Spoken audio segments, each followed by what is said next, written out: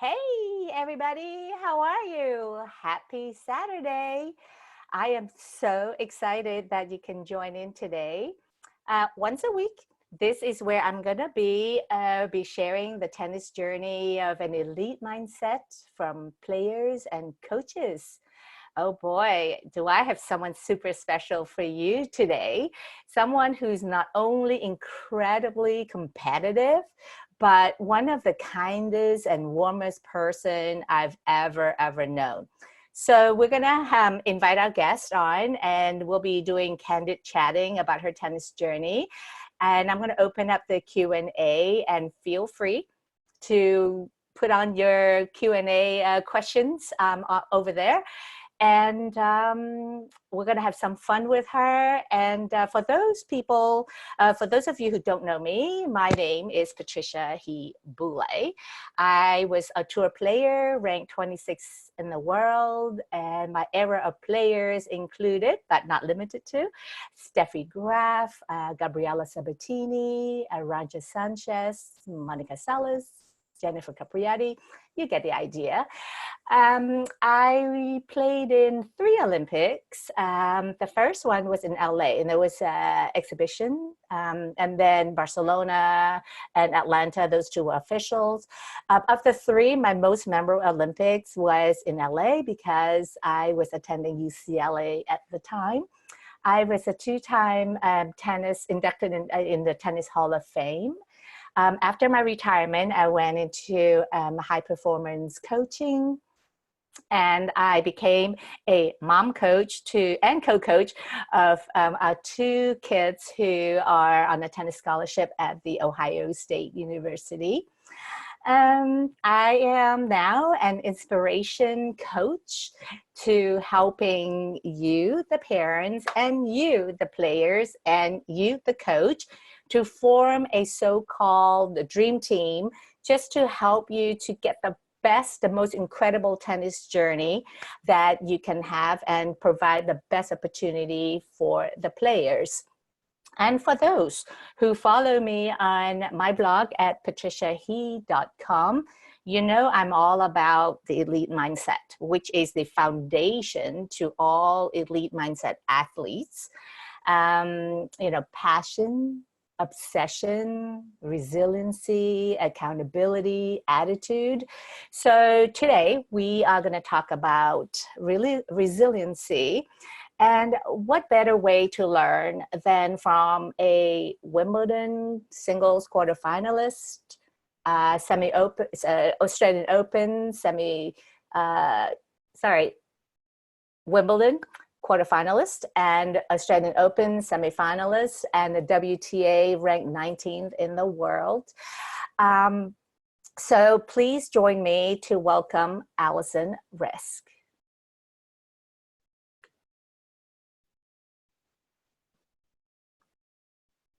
Hello.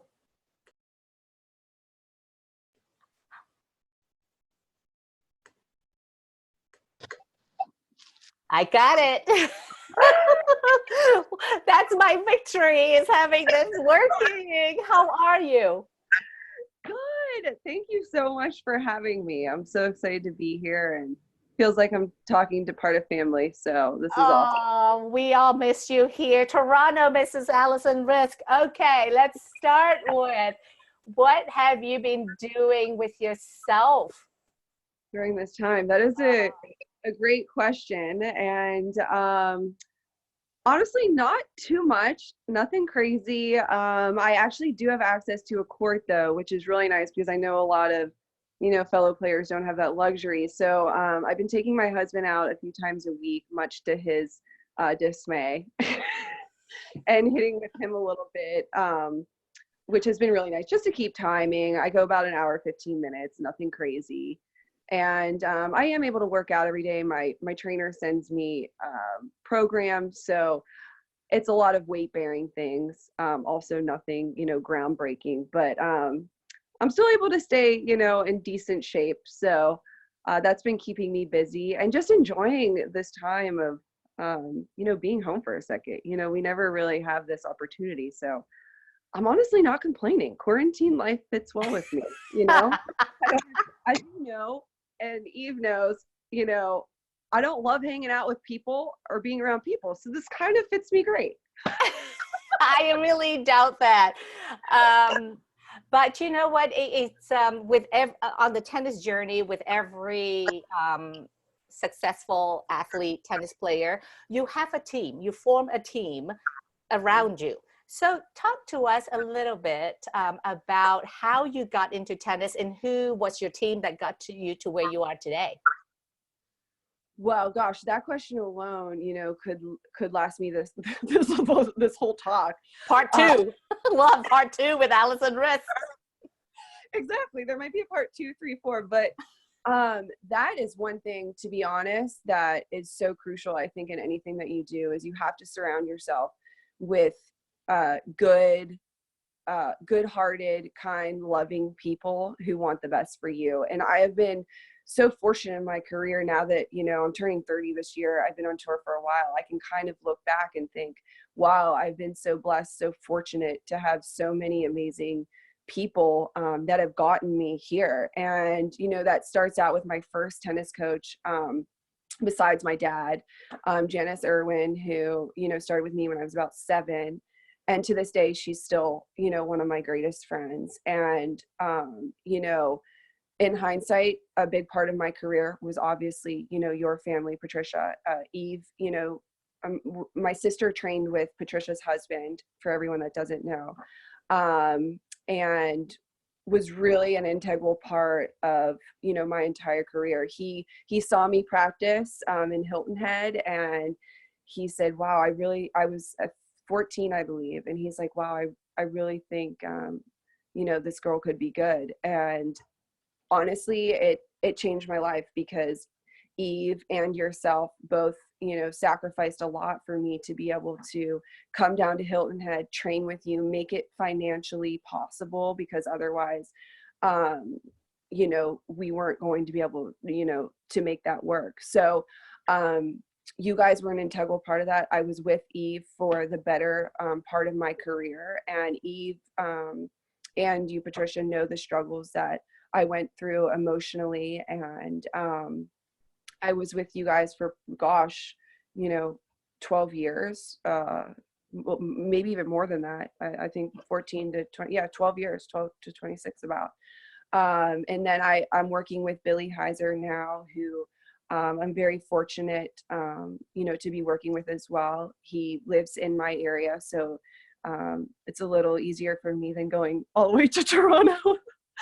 But, you know, and I really feel like Billy as well has my best interest at heart and wants me, you know, to do well and to succeed. And I've just been so fortunate to have people that care about me as a person, you know, not just as a tennis player. And that is what has, you know, transformed my life and transformed my career. And I'm so grateful for the people.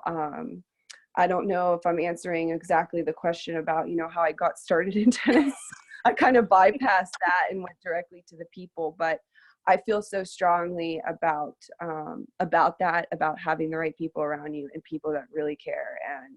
And I've been very blessed in my career to have a lot of them.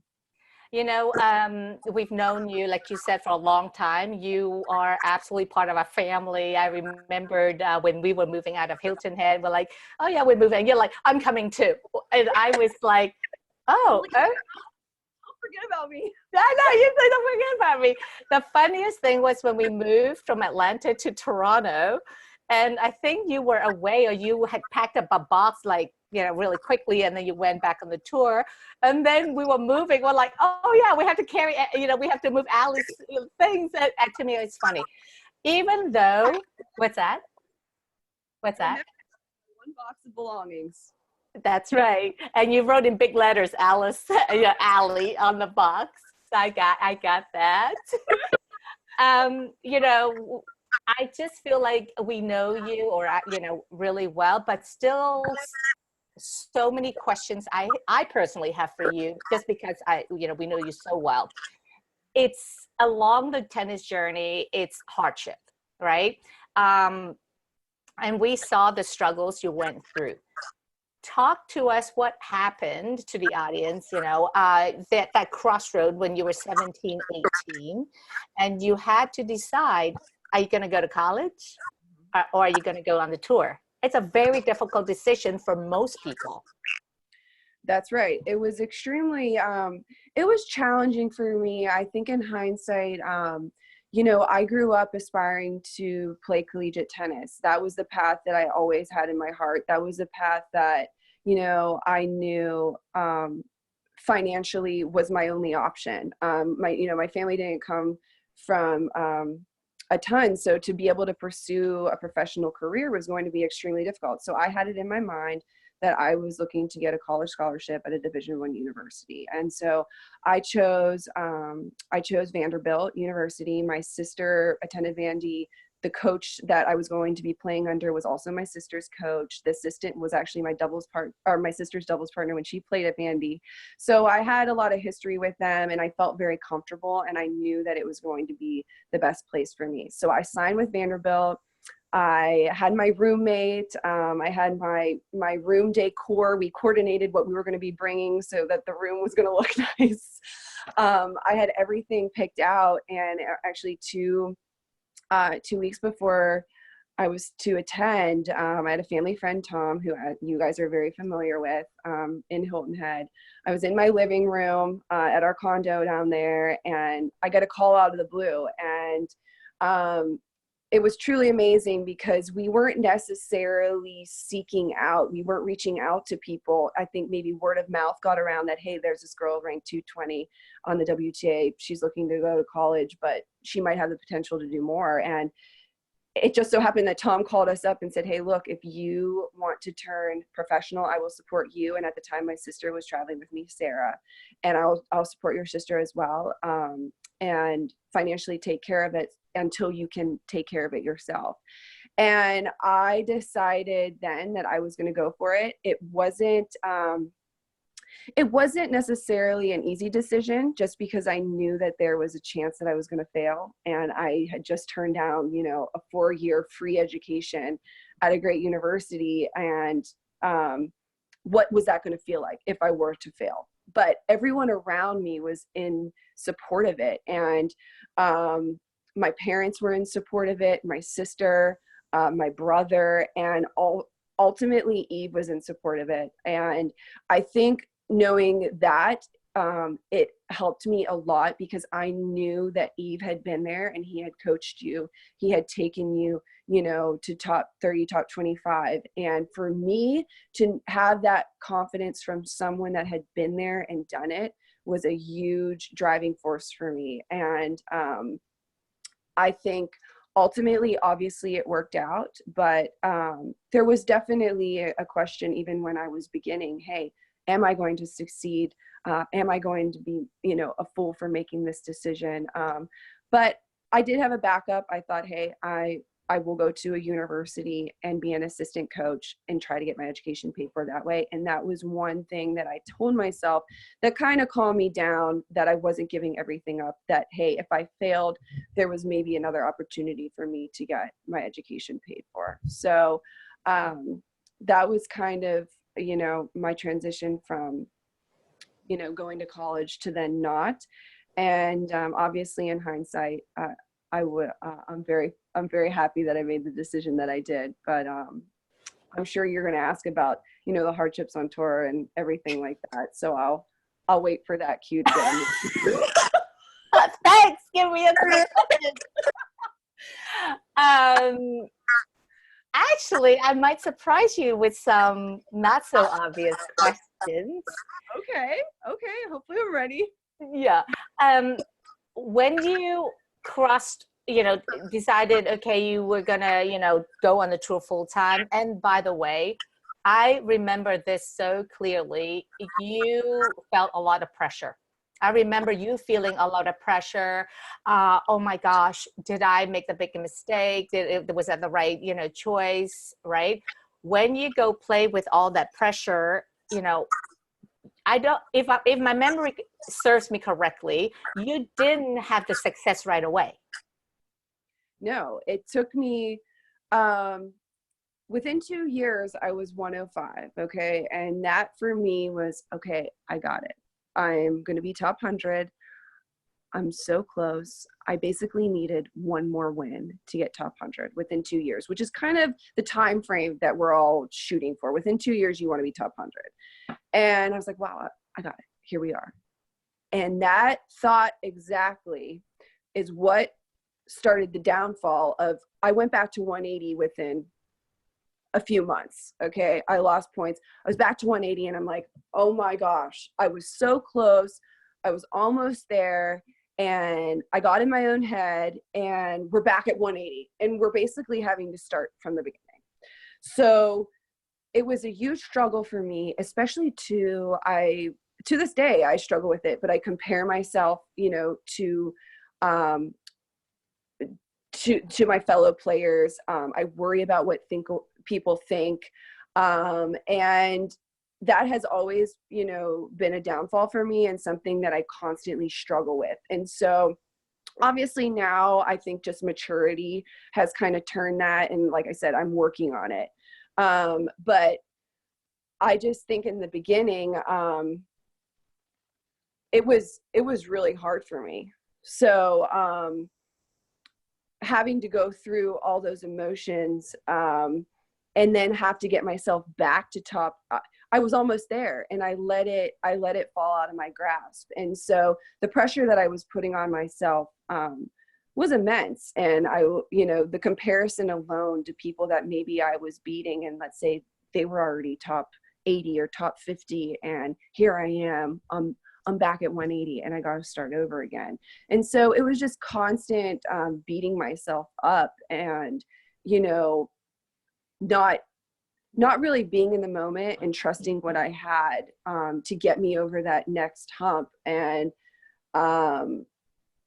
it was really, really hard. And sitting here now, just thinking about it, I can't say I'd want to go back there, you know, and have to grind out and have to do it again and to be put in the unknown and not know, you know, if I was going to get out of it. But, with that being said, I do know that if you can trust in the process, do the right thing every day, you know, eventually it will fall in your corner. But, it definitely, the pressure was hard. You three key words right there, and I want to touch a little bit about it. Right? Pressure. I mean, you mentioned that it was the pressure you put on yourself. It wasn't from anyone else. It was you and you alone. Right? And there are, you know, our audience, juniors, you know, older kids, parents, you know, how did you shift? It wasn't just maturity, because this is what, when we spent so much time with you over the years when you were training with us, and every day it was so incredible to me that emotionally you may not have felt it inside, but from externally, from what I saw, you were there, you were on a mission, you trained hard, right? I mean, even the 6:30 a.m. Oh, you had to bring it up. Oh God, I get tired just thinking about it. Right. So we would arrive, for those who you know, are here, and you know what I'm talking about. You're probably laughing, right? With these morning practices that we had that started at 6:30, and then we had to leave the house at 5:45 a.m., Yep. which is dark when we leave, like, Toronto. Yep. Right? So we'll get into the bubble, and then there, you know, you weren't miserable, but you could tell you were really pushing yourself, because that was the time of the program time, your training time. You would move off to the side and you did your own dynamic warm up, and then you'll come and really got the most out of each session that you came on the court. And that's something that a lot of the younger players or even immature players struggle. They're tired from the day before, or they get, you know, they're sidetracked from their school, whichever, and then they'll just show up at practice and go through the day. how did you get the most out of every session? Well, that brings back a lot of good memories. Thanks. Honestly, I think you have to keep first and foremost why you're doing this. Why are you putting in the time? What are you trying to do? What are you trying to get out of yourself? And I feel like, I actually remember Eve would tell me, even to this day, we'll joke, he'll say, to be honest, Allie, we never had a bad practice. And for me, I take a lot of pride out of that, because it is something that's hard to do, to show up every day, to have the right attitude, to put in the work. And I think ultimately what drove me then and what drives me now is the fact that I want to see how good I am. And we don't really know, we have an idea, and in order for me to see how good I am and what I'm possibly capable of, you have to be there, and you have to be a professional. You have to put in the time. You have to have a good attitude. And it's not hard. It's not easy. Excuse me. It's very hard. But in a situation like this, it's very interesting that time in my life of training and I had a wake up call at 5:40 a.m. I was going to bed at 8:30 every night. This was just 3 years ago, mind everyone here. And I would arrive to that bubble, and these were all kids that were in regular school. These were not kids that were, trying to pursue a professional career. These are kids that are trying to get a good education in college. And I'm thinking in my head, well, if these kids have the ability to put in all this time and effort before school, then we would have a break, and then we come back 2 to 4:30 in the afternoon. My gosh, I'm playing professional tennis. This is my life. Like, I have to have a good attitude. So I think in a situation like this, I was able to draw from the people that were at the clinics and putting in the time too. And I think that's important for everyone on this call, that you can gain a lot of inspiration and, wherewithal by just being around people that are doing the same thing as you and putting in the time. And, nothing's easy, and it's going to be hard, but you have people around you that are pushing too. And I think in that particular circumstance, those young kids who were, 15 years my junior, were doing this, I can too. And so I think you have to draw inspiration from the people around you. And I'm huge on energy. And I remember I would wake up and I'd show up, and everyone at, 6 a.m. is smiling and laughing. You and Eve never once mentioned how tired you were. And my God, if you guys aren't saying how tired you are, I better not say how tired I am. So I think, environments are huge. And I'm very fortunate for that time, because it made me stronger. I would never want to go back and do it again. And, again, to go back to your original question, you have to remember, why are you doing this? And, what do you want out of it? And for me, like I said, to this day, all I want is to see how good I am and to see where I can go. And I think with that in mind, it's amazing what you will do, what you'll go through, and what work you'll put in to see what that is.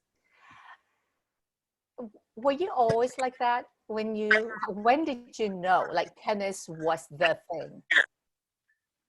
Yeah, it took me a while. It definitely took me a while. I mean, it's hard. And when I was younger, I was very much pushed into tennis by my dad, and I did not like it. And the only thing I liked about it was competition and honestly winning. And where that is really tough, if you're only seeking a win, because you pretty much lose every week. That's what kept me going. And to be fair, to this day, it's a big thing too for me, is I love the competition and I love to win. And it's, I wouldn't say it's the right thing, but that's just that's how I am. That's what drives me, because it makes it very difficult, because you are losing every week. It's a big roller coaster. And I try now, with the maturity that I have, to find other things, that keep me excited more than the winning, because that can really eat you alive out here. So whether that be just enjoying the place that you're in, we go to these great cities, maybe going and doing something in the city that or go and see something, going to a good dinner. I've tried to incorporate things that get me excited outside of the court, as opposed to just the winning. It's fascinating how everyone I've spoken with, including my own life, when we were younger, it's not really something, it was just we were put in a sport, right? Yeah, you get put in a sport. Some parents or some kids get put in multiple sports. I was put in ballet. Okay, me too. I lasted one day in ballet. I go to ballet, my first lesson, and the teacher whispered to my mother, she should find something else. So ballet was but I didn't like it anyway. So a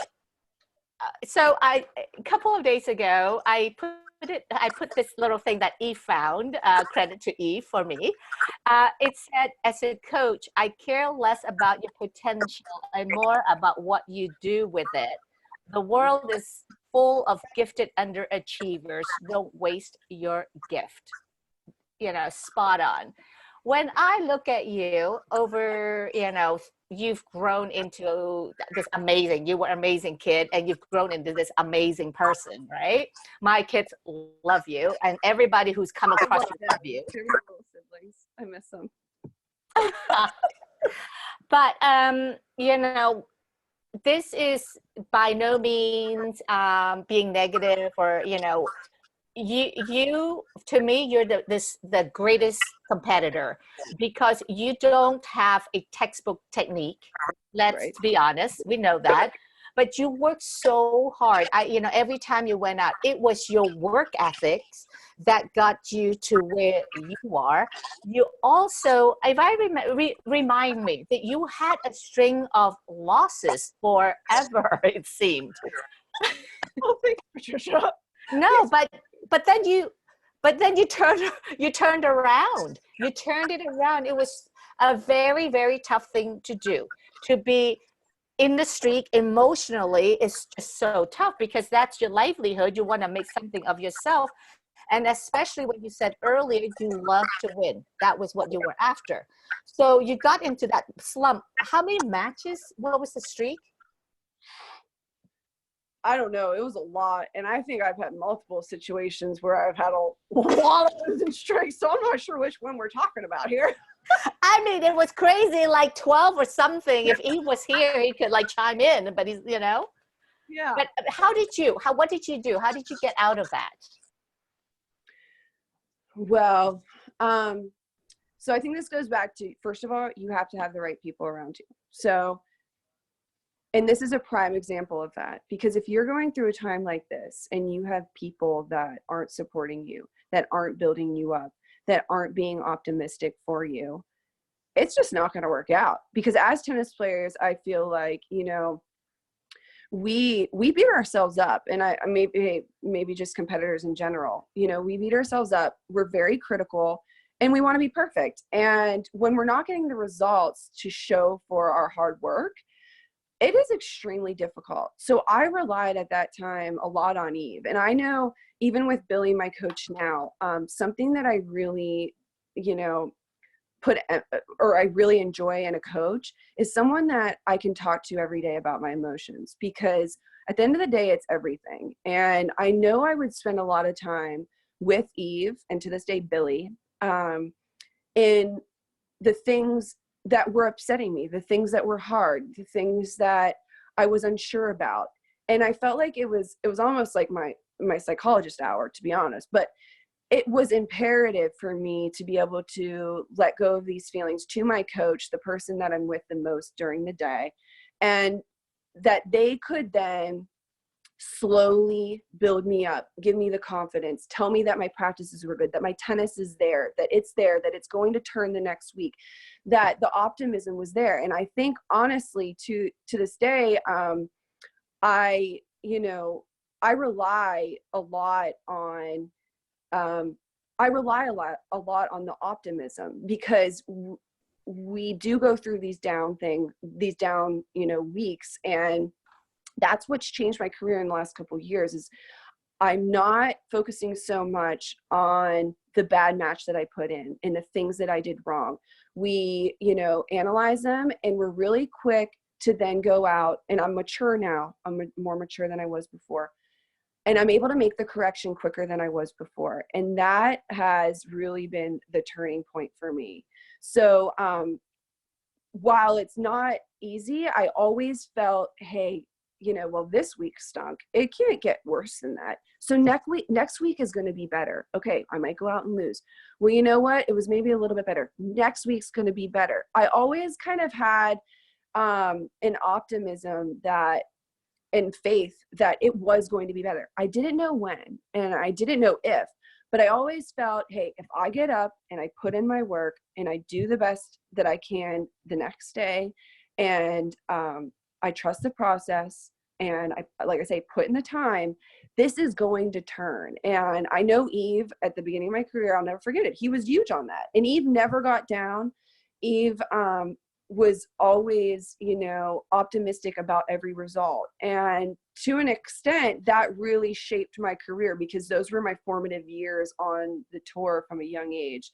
So I'm very lucky for that. And as you said, my technique is not perfect. You know, I have what people would maybe call a, you know, a funky forehand. You know, my serve, I've made some, you know, adjustments, you know, that aren't, you know, perfect, but I also pride myself on that, because I don't have the biggest shots. I don't have the biggest serve. You know, I don't have maybe something that a Pliskova or an Osaka has, but what I do have is I have the mentality to back myself and to be optimistic and to go out there and give it my best and be there on every point. And that's in my control. And that's something that I've prided myself on, especially in the last couple of years, is you don't have to be the biggest, the fastest, or the most perfect, or the greatest strokes. You know, if you can be there mentally and you are there on every point, it's amazing. You know, really the players you can beat. And over the years also, it wasn't just the emotional resiliency that you had to overcome, but physically you were wearing this boot forever for your, I remember the boot. Honey, you remember that? Yeah. Was right? it right? Yeah, you fractured your foot so many times. Yeah, I did. I fractured it, I think, twice. And then I was in the boot for at least 3 months at one point. Yeah. It's what do you do? Because you, to me, you've gotten so much fitter the last 2-3 years. Well, you know, as people on the call probably know, I'm turning 30 this year, so I'm no spring chicken these days. But I have to attend to my body, and I have to listen to it. You know, I can't pound it the way that I probably did when I was, you know, 18 years old, and, you know, putting in a lot more time, or even to an extent when I was in Toronto and putting in a lot of time. I don't put in, you know, 4 hours a day any longer. I just physically, I can't do it. And I try to save myself for, you know, when it really matters. Obviously I put in time. I'm doing, you know, at least 3 hours of tennis, but not really more than that. And my body, I spend a lot of time stretching. I'm huge on that. And I think just being physically fit and putting in the effort outside the tennis court to make sure that you're fit, you know, and you're not going out there and, you know, you don't have any strength to back your body up. You don't have any fitness to back your body up. So the less fit you are, the more apt, you know, you are for injuries. Or the more apt you are for injuries. So I do spend a lot of time trying to put in, you know, as much time as I can with keeping my body healthy. I still think that there are things that I could be doing better. I could probably be doing more massage, um, uh, you know, tissue work. But I think, all in all, I really try to, um, make that a priority, is my body, and not pushing it, because I know back in my early days, if I had something that was bothering me, I'd play, and I'd play the next day, and I'd play, and then it would get, you know, even worse. And here I am, I might have to miss a few days. So that's something that I've gotten better at as I've gotten older as well. Your junior year was very different than a lot of players I know. You didn't exactly play that many ITF tournaments, I right? did. I played one US Open Junior. That was the only ITF. I played Orange Bowl maybe twice, definitely once, maybe twice. Um, It's interesting because, you know, in the last 10, 15 years when ITF came around, it was all about international exposure. So there's this flock of people, you know, international. But you won the national 18 at when you were 17. I got to the final. I did lose in the final, but I was 17. Yes, Yeah, yes. you played at a very high, yeah, you played at a very high level throughout the US. So you were able to play locally, I mean in the US, and still got your level to a very high level to be able to get that scholarship offer from Vanderbilt. Yes, I was really I was really fortunate, you know, to have the results that I did when I was a junior, just because, like you said, I did not play a typical junior schedule. We had to pick and choose. You know, we could only afford to go to X amount of tournaments, and a lot of times they were ones that we could drive to. So I played a very unconventional schedule when I was younger, and fortunately, I did well in them, so I wasn't needing to play more. Um, Obviously, it would have been nice to. I remember being young and thinking, oh, I have to play these, you know, international events, these ITFs, and get, like you say, the exposure, and be seen, and you know, possibly get sponsorships out of it. And but you know what, results speak for themselves. And so if you can go to an event and you can produce the results, you don't have to play every week, and you don't have to play all these big events. And I think that's the beauty too of tennis, is there's so many ways to have success, and you don't have, there's no cookie cutter um, path that you have to follow. There's so many different things that can happen, different ways that you can have success. And yeah, I think mine's definitely unconventional in the sense that I did not have a full junior schedule, and I only played a select handful of events. Well, but I think that, you know, with the way it's going now, that may be a big issue because, you know, there're going to be lack of tournaments. Who knows what's going to come back out for the international level? So a lot of the driving, a lot of competition is going to revolve more locally, is what I'm thinking, right? So about that. Yeah, I mean, amidst this pandemic, I mean, obviously sitting from the couch here, it looks like that's the way, you know, that things are going to probably be unfolding, at least for the beginning of us coming out of this, for sure.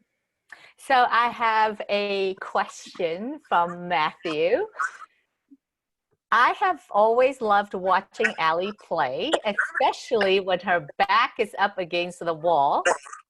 That win in the Netherlands last year was epic.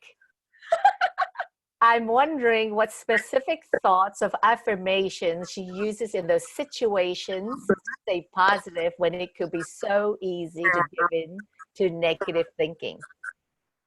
What a question. I right? Wow. Well, first of all, thank you, Matthew, for following me and watching my matches. That is so nice. I try to keep it interesting for you guys. You know, that Netherlands match was just one of those examples.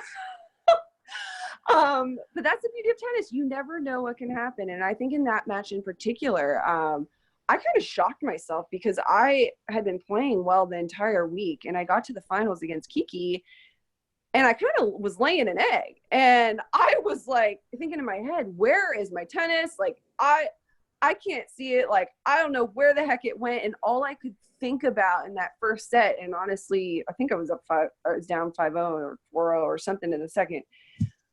I just kept fixating on the fact that I just totally let myself down, and it's the finals, and what is happening? And it was in that moment of all this negativity that I thought, you know what?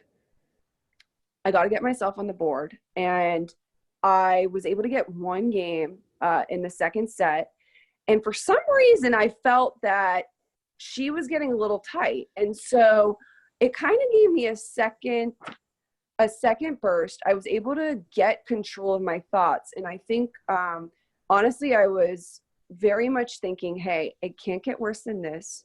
Let's try to get my tennis to a point where I can compete, where I can actually play. And who knows what can happen at that point. And once I got that game, I sensed a little tightness on her end.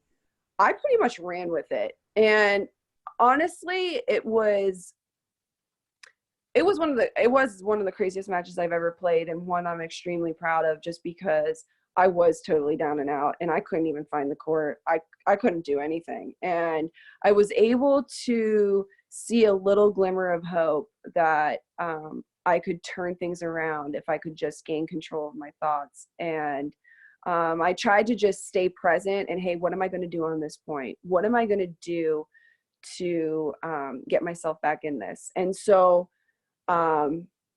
I really think staying present in those moments is huge. I started out thinking about all the things that I did wrong and all the things that I let myself down about. And instead of being, okay, we're stinking today, but the first step I'm going to take right now is I'm going to serve wide to her forehand. I'm going to look to cap line forehand and look to come in. Something of those sorts to keep my mind engaged in the process and engaged in the present. That is usually key. And it's not always easy to do, but that is my best chance of succeeding. Well, that's right, because your brain can only focus on one thing at a time. You're either going to focus on the negative, or you can figure out what's one thing I can do. And a lot of the times I feel like players get themselves in the bind, or things are not working well, and they look at such a far distance of how to come back, instead of like, okay, once, just like you said, go serve wide, or pick one thing, baby step, and make your way back. That's right. That's right. So I better get on with these questions, because other than my own, because I have so many questions for you. Okay, I'm here as long as we need to be. I'm loving this. So I'm here for you guys. All right. From Shelley, how did you get over the periods when you were injured and kept moving on? Didn't you also had a shoulder at one time? Yeah, I definitely had a shoulder. And I think in those times, it's really hard. Like I said, a big thing for me that I struggle with is comparing myself to others, or having people judge me. And those are moments where it's really easy for me to then compare myself with others, because they're out playing and I'm sitting on my couch. Excuse me. So those times in particular were really hard for me. But I think what you have to remember is it always comes down to, what do you have control of? And in those times, what you have control of is your thinking and what you can do each day to try to get yourself back to where you were. And so for me, that was my therapy. So whatever therapy that they had given me, which even to this day, my shoulder is still a thing, so I have to attend to that accordingly. But you have to put in the time and try to engage yourself with what you can control. So put in the time for the rehab, instead of dwelling on what people are doing outside. Get to work, do what you can.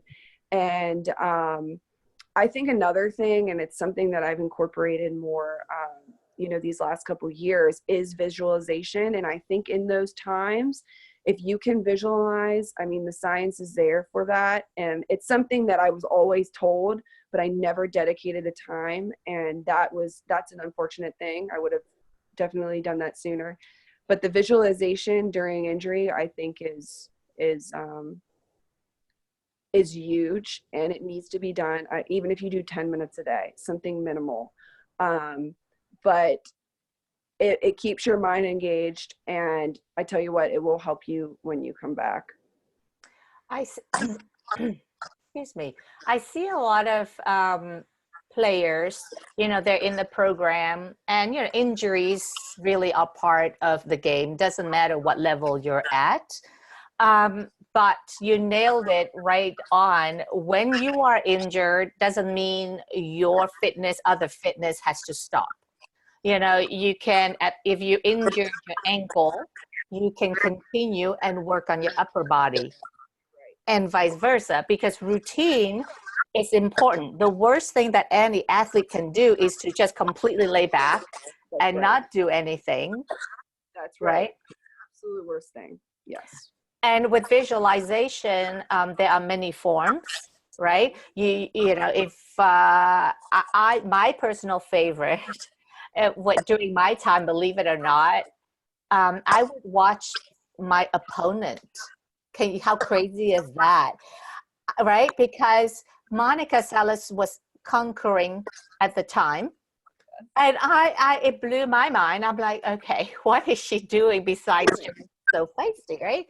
So I would watch her, but I would watch her how she would behave in her face.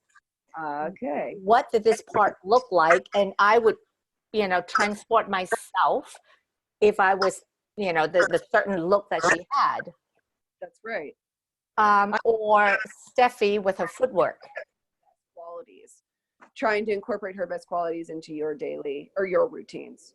Exactly. So that's I feel and that's how we can get a better usage of watching videos on YouTube, for example, because I'm sure these kids are always pulling up matches, highlights, and instead of be consumed with, wow, look at the tweener.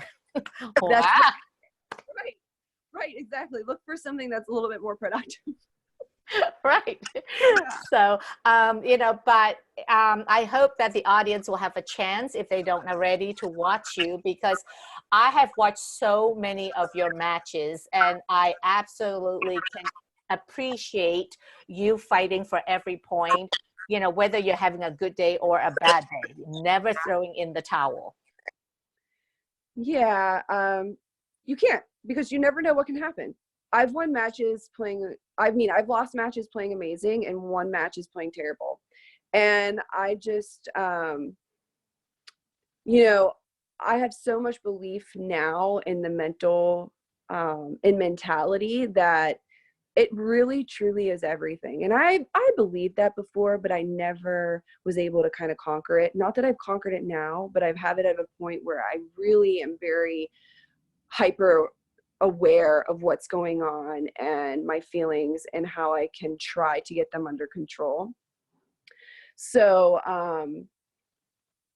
yeah, I don't know. I definitely try my best in that regard. You just never know what can happen, and you have to be there on every point. I mean, that I hope that when people see me in a draw, they know that it's going to be a war. And that's the only thing that I can want, because you aren't going to play great every day, and nothing is going to be amazing all the time.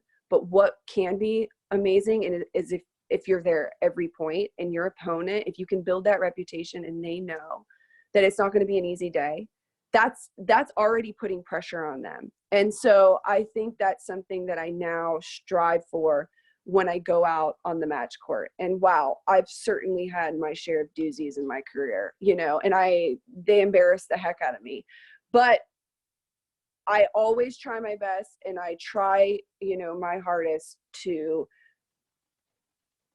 get my tennis back in that match, but also just to be there mentally.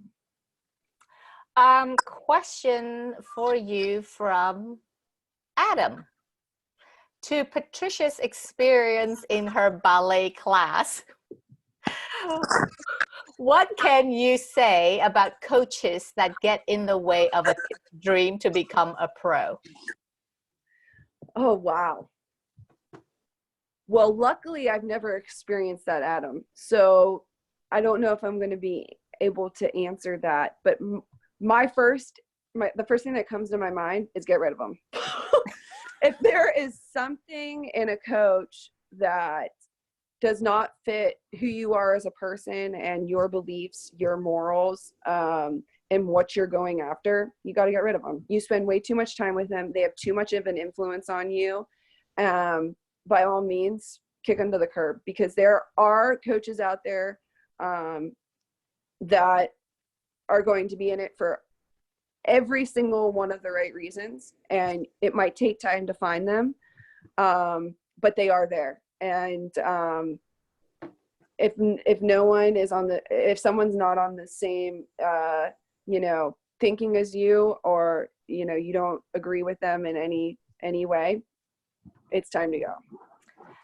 And what's really tough with that question to me is that there are a lot of coaches and programs that will sing in their ears, telling moms and dads how great the child is, how they're going to be number one in the world.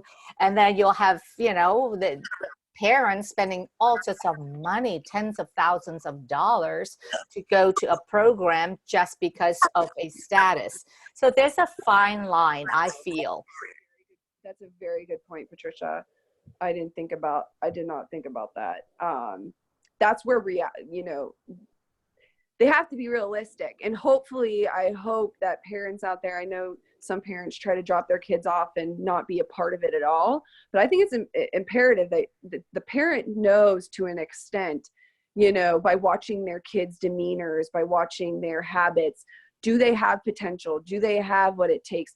I think a parent needs to be in tune enough that they can see that or not see that, to know if a coach, is giving them the right information. And parents have to be mindful that it is the child's passion. It's the child's dream, because, we all, I'm sure I'm included in this, so I'm not pointing fingers. We all think our great kids are great. Yeah, right, of course. Right? So, that's when I feel like you said earlier, if the parents don't have the experience like we do, with the tennis, right? Then you have to depend on a third party, and you have to be really careful in choosing that third coach. In your journey, you met several coaches, I'm sure. Everybody watch you. Wow, that kid has a potential, right? So your dad was very much behind your tennis when you were younger. Right. Mm-hmm. Whose decision was it to go with I guess it was Eve in Hilton Head? Right. Was it yours or your dad's? That was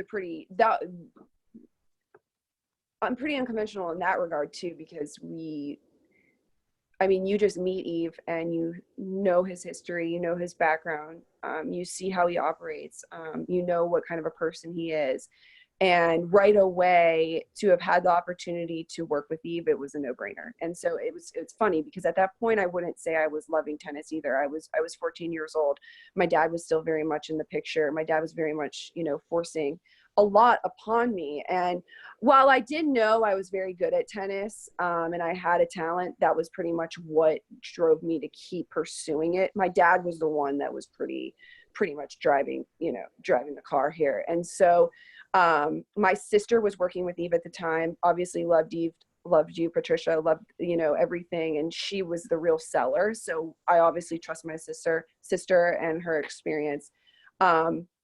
But we were down there. My dad immediately fell in love with Eve, and just who he was as a person. And so it was a really, kind of a no-brainer. So we immediately were like, okay, hey, we're gonna be in Hilton Head, and we're gonna, spend time with Eve. And for me, that was really exciting, because here I'm from Pittsburgh, Pennsylvania, like a small town. Like, this was Hilton Head. It was a resort city. We didn't travel, so this was like, wow, and it was a possibility. And that part honestly was super exciting for me. And thinking about it now, I think that might have been a huge turning point for me, because it was exciting and I was putting myself in a position that hey, maybe this, not that I was thinking about going professional, but I was putting myself in a position of getting more tennis time. I was then going to do homeschooling or online schooling. So we were shaping our world to really mold to being a professional tennis player, whatever professional means. We weren't sure at the time, but I was going to be putting in the time at that point. Something came to mind. A lot of people use the word burnout, Mm-hmm. which I know what it means, but I've never felt it. Have you ever felt it in your tennis journey that you felt burned out? I definitely think so. I think burned out emotionally. I wouldn't say I'm burned out. I've been burned out physically, but I think emotionally I've been burned out. And I think it goes back to probably, one of the times when I was having a long losing streak. Sometimes even when I have a winning streak and I'm just playing a lot of matches. It's amazing how mentally fatigued I can be, whether it's a long losing streak or a long winning streak. It's really, I've never physically had a problem from, too many matches or anything like that. But mentally, I have definitely been extremely fatigued. And with that, I would classify it as being burned out, just because it's exhaustion. And so I have definitely felt that. And I think me more than others, I'm pretty emotional, as you know. And Eve knows I'm extremely emotional, and I spend a lot of my energy, unfortunately, with the thoughts in my head. So I have to do an even better job than a lot to kind of control them. And I think in those tough times, especially, it can be a lot for me. It's interesting because anyone from the outsider looking at you, they would never have thought that you're that emotional because maybe emotional on the road. Yeah. Yeah. Right. Exactly. Right. But you've always kept it within yourself, and you never impose your attitude or your negativity outwardly, and that is absolutely huge. Yeah, it's funny. I think tennis, if you take tennis out of the equation in my life, these thoughts would be there, but they would never be so consuming or anything, obviously, because tennis is my passion. Tennis is my life. Really, it is. And so if you take that out, I'm a happy, content, person. Tennis is the only thing that you can put on me that really brings these emotions. And so if you see me off court, I am happy. I am content. I probably have these thoughts about tennis in my head that are consuming me, but it's really the tennis when I'm on court that draws these emotions out, these feelings out. And that was a huge thing in the last couple of years, where I've worked with someone, and their thought was, we need to change you as a person off the court, and then it will translate on court, instead of addressing things on court and having them go off. So an example would be, I'm trying to think of something that happens in daily life that, frustrates me or gives me, let's say I see a friend in the street, and they don't say hi to me like they normally, this is really going to make everyone realize how crazy I am. They acknowledge me in a different manner. Okay. And immediately I think, oh, what did I do? How, did I hurt them? Did I say something wrong? And then everything just starts, going through my head about, what did I do wrong? Why did they treat me like that? And then that's exactly what happens on the tennis court. So everything, if I miss a ball, then I'll be thinking, USTA is watching me in the corner there. Are they judging me, or are they thinking, what are they thinking about me? So all these things, it happens, and everything can trigger me. So I've really made a huge conscious effort of, in my everyday life, things that, you know, I would probably spend too much time on mentally, nipping them in the bud and acknowledging them, moving on quickly, and moving on with my day. So it's something small. It makes me sound totally psychotic. I'm okay with that. But it is reality. And that's something that I've really tried to do a better job of. I call it working from inside out. That's what transformation happens. That's exactly it. Yeah, I am so sad to say, but before, I know we're going over time, but it's so worth it. So those that want to stay, they can stay. But quick, so no. Quickly, what are you going to practice? I heard something about the UTR putting some sort of a league together. Can you talk something about that?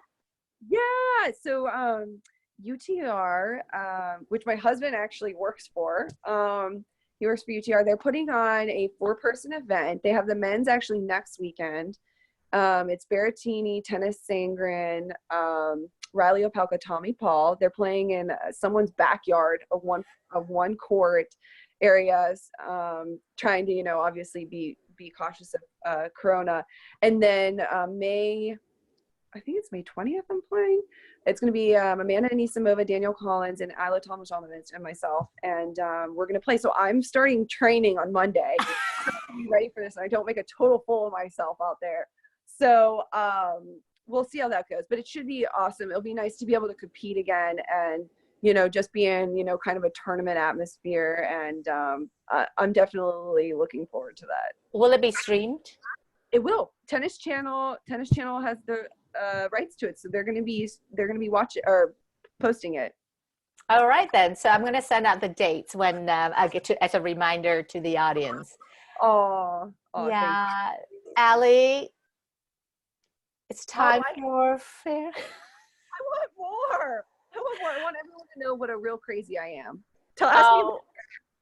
You know what, Ali? It's just been such a pleasure. We'll have to do part 2 with Alison Riske. Thank you for coming. Thank you so much. All right, there we have it, Alison Riske. So for everybody, if you are dying to send me questions or anything that you need from me, I'm going to share with you how you can get a hold of me through Patricia@patriciahe.com. I'm on Instagram, Patricia_HY_Boulay, or link on LinkedIn. Thank you very much for tuning in this week, and I shall see you for next Saturday. And we have an incredible youngster coming up. So details will be sent out very shortly, so stay tuned for a lookout for that. Thank you so much. Have an incredible day.